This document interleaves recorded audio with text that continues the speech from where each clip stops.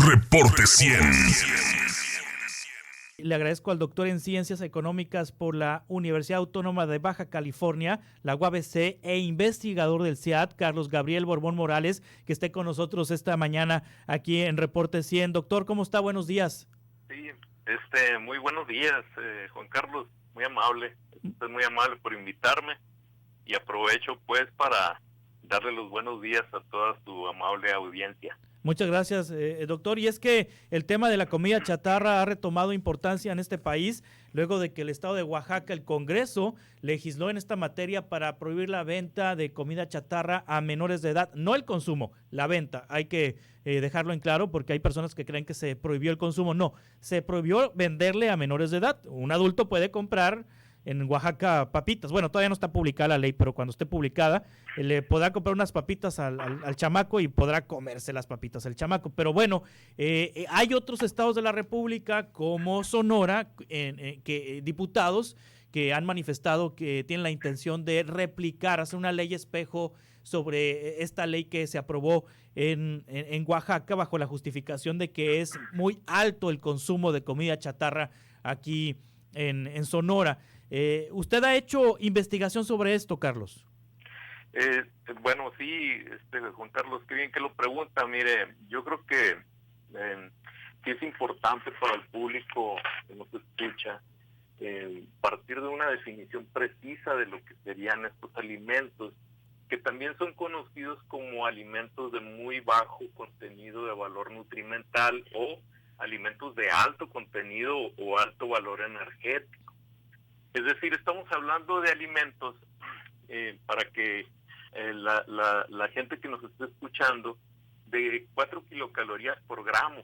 Es decir, si esto lo comparamos con, por ejemplo, el agua que tiene 0 kilocalorías o la fibra que tiene 1.5, nos daremos una idea pues de que 4 kilocalorías ya es algo alto. O sea, por cada gramo de comida chatarra hay 4 calorías. Por cada gramo hay 4 kilocalorías. Kilocalorías, ajá, sí. Entonces, digamos que aparte de eso, estos alimentos tienen alta concentración de azúcares, obviamente, harinas, grasas, y por ende tienen menos cantidad de nutrientes, ¿no? Claro.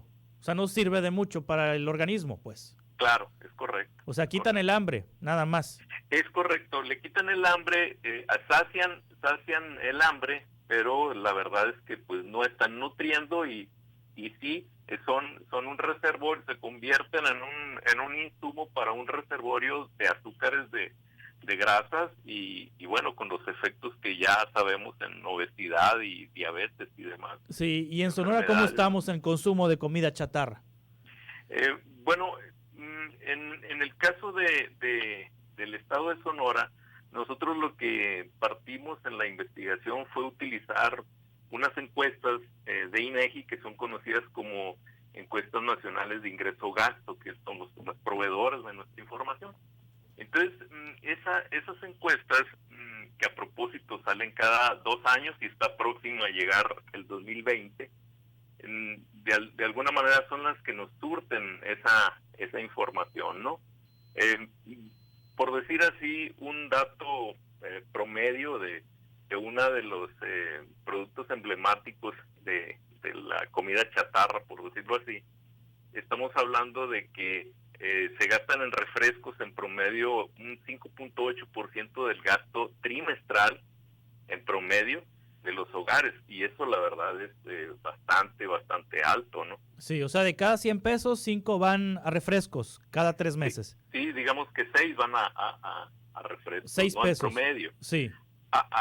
Depende del grupo de ingreso, es digamos también el porcentaje. Por ejemplo, los ingresos bajos son aproximadamente un 9%, los medios un 6%, y los deciles altos andan aproximadamente en un 3%. O sea, 9 pesos en ingresos bajos, 9 pesos de cada 100 se destinan a refrescos. 9, 6 y 2. 9, 6 y 2 a refrescos. ¿Y esta cifra cómo anda a nivel nacional? ¿Esos son los datos de Sonora? Sí, estos son los datos de alguna manera que nos representan como Sí. como Y a nivel nacional, ¿cómo está? Para hacer un comparativo de cómo andamos en el gasto. A nivel nacional no andamos muy disparados de la realidad. Sí. Prácticamente andamos en el rango. Aquí lo interesante sería para el público, digamos, que ellos entiendan, si damos un dato interesante, por ejemplo, en el caso del gasto promedio trimestral de bebidas azucaradas a nivel nacional, al trimestre, en las familias a nivel nacional andamos en 454 pesos. En Sonora, sí, somos el 10º lugar y andamos en 640 pesos. O sea, gastamos más en Sonora en refrescos que en otras partes del país. Totalmente. Pero nos gana Nuevo León con casi 1,000 pesos. Sí. En este tenor, el estado de Oaxaca, que es el ejemplo que pusiste, curiosamente gastan 210 pesos. Es decir, es uno de los estados que menos gasta en bebidas azucaradas. O sea, 3 veces más gastamos en Sonora en refrescos. Así es. Que Oaxaca. Que Oaxaca, que ya tiene una ley que prohíbe la venta a menores de edad de bebidas azucaradas. Así es. ¿Y en las papitas cómo andamos? ¿En las papitas? Bueno, en el caso de las papitas o de las botanas, sí. Estamos en un digamos, primer lugar. ¿Primer lugar nacional? Tenemos un primer lugar nacional con un gasto promedio trimestral de 41 pesos por hogar. Estamos hablando de un promedio, ¿sí? Mientras que a nivel nacional andamos en 17.4, es decir, hay una brecha muy grande entre el consumo de Sonora y a nivel nacional. O sea, estamos hablando del doble, más del doble. Más del doble se gasta, gastamos los sonorenses en papitas. Sí, totalmente. Más del doble. 3 veces más en refrescos, más del doble en papitas. ¿Y en pan empaquetado? ¿Pan dulce empaquetado? Sí, en el caso del pan empaquetado. Son los gansitos, pues, ¿no? Sí, es correcto. En el caso del pan empaquetado, bueno, vendría siendo, yo creo que estamos aquí en un nivel, en el número 8 a nivel nacional, con alrededor de 20.7 pesos. Y digamos que un promedio nacional anda en 16 pesos. Es decir, o sea, por arriba también en pan. Por encima también. Ahí entran las galletas, entran no, solo los chocorroles y todo eso. No, solo el pan empaquetado, es decir, lo que serían el pan de caja. Es el pan de caja. Sí. O sea, no son los gansitos, no son los chocorroles, o sí entran también en esa contabilidad. No entran en esa clasificación. Bien, es el pan de caja entonces. Sí, el pan empaquetado le llaman. ¿Es considerado chatarra el pan de caja entonces? No es considerado chatarra, pero sí es considerado que una rebanada, por ejemplo, o 2 rebanadas ya están por encima de las 4 kilocalorías. Sí, es decir, hay exceso en el consumo, pues, y eso puede... es demasiado carbohidrato, entonces. Es correcto, por eso es importante que el público de alguna manera se vaya acercando y aproximando a este tipo de definiciones, es decir, desmitificar la idea de lo chatarra y empezar a que el público entienda y tenga más acceso a la información, que hay productos que parecieran ser que no son chatarra, pero que también igual están provocando efectos en la obesidad o en el incremento de peso, ¿no? Sí. ¿Usted qué opina de esta moda, porque se está poniendo de moda, varios estados quieren hacerlo, de prohibir la venta de productos chatarra a menores de edad? ¿Sí funcionaría esto? Bueno, bien lo dijo ahorita Juan Carlos. El detalle es que esa prohibición que tiene que ver con, entiendo yo que es el artículo 20 de los derechos de los niños y las niñas y adolescentes en el estado de Oaxaca, es de alguna manera una prohibición a la venta a ellos en escuelas y en el entorno.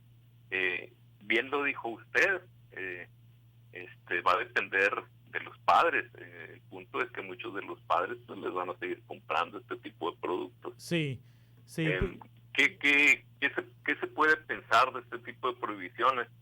Bueno, la verdad es que la literatura ya ha dado evidencia de que este tipo de prohibiciones pueden tener cierto tipo de efectos diversos.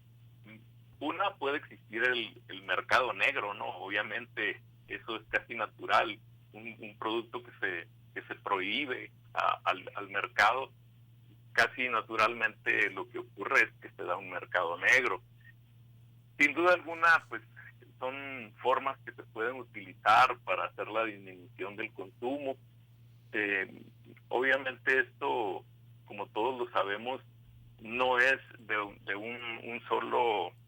una sola iniciativa, debe ser multidisciplinario, multisectorial, deben entrar varias formas. Una es la información de la que estamos hablando, otra pudiera ser un incremento a los impuestos. De hecho, ya se ha dado el famoso IEP, un incremento al impuesto en el caso de las bebidas, de los refrescos. Se dio un incremento y la verdad es que hay estudios que palpablemente dicen que hubo una disminución en el consumo. Sí, o sea, subir impuestos desincentiva el consumo, entonces. Sí, definitivamente. Un incremento de los impuestos desincentiva el consumo. De hecho, la OMS, la Organización Mundial de la Salud, en alguno de los documentos ahí, ellos han propuesto el incremento de los impuestos para la disminución del consumo. Claro. ¿Estos datos dónde los podemos encontrar, Carlos Gabriel Borbón Morales, doctor en Ciencias Económicas por la UABC e investigador del CIAT? Bueno, de hecho hay mucha información, sobre todo en el portal de la OMS. Sí. Hay información, por ejemplo, hay artículos sobre lo importante del incremento a impuestos. Sí. Uno de ellos pudiera ser de Colchero en el 2015, es una investigadora que a propósito ella ha trabajado con esa estimación de qué pasaría con un incremento en el precio, por decirlo así, y cómo esto disminuiría la cantidad consumida. Entonces ellos estiman entre el 2006, 2008 y 2010, que fueron los datos que se tenían, que un incremento del 10% en el precio se asociaría con una disminución de la cantidad consumida en 10.6% en refrescos y 11.6% en bebidas azucaradas. En el caso del estado de Sonora no contamos, o yo no tengo en el radar estudios que se hayan hecho como de este tipo. Precisamente nosotros en una segunda ronda vamos a hacer este tipo de estimaciones para ver qué es lo que pasaría a nivel estado en el ámbito de la disminución de la cantidad consumida al incrementar el precio a través de un impuesto, ¿no? Muy bien, Carlos Gabriel, le agradezco mucho que nos haya tomado esta llamada y estaremos conversando de manera frecuente sobre este tema. Ok. Muchas gracias. Hasta pronto. Reporte 100.